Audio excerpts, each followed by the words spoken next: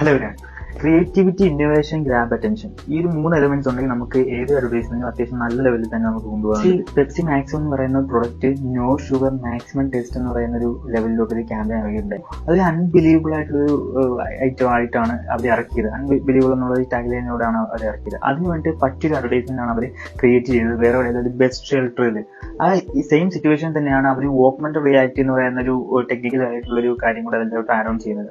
ഇതിലൂടെ അവർക്ക് ആ ഒരു അൺബിലീവബിൾ എന്ന് പറയുന്ന ഒരു ക്യാമ്പയിന്റെ ഒരു പവർ അവിടെയാണ് അവർ ചെയ്യുന്നത്. എന്ന് വെച്ചാൽ ബാക്കിലൂടെ ഒരു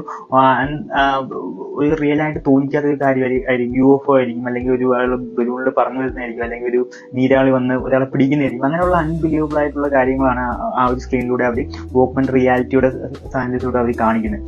ഈ കസ്റ്റമർ ഇന്ററാക്ട് ചെയ്യുന്നുണ്ട്, അവർ അതിലൂടെ വീഡിയോസ് എടുക്കുന്നുണ്ട്, ഇതുമായിട്ട് ഇന്ററാക്ട് ചെയ്യുന്ന വീഡിയോസ് എടുക്കുന്നുണ്ട്, അത് സോഷ്യൽ മീഡിയ മാസീവായിട്ട് പ്രചരിപ്പിക്കുന്നുണ്ട്. ലോകത്തെമ്പാടിലോട്ടാണ് ഇത് എത്തുന്നത് എന്നുള്ളത്, സോഷ്യൽ മീഡിയസിലൂടെ മറ്റ് പ്ലാറ്റ്ഫോംസിലൂടെ.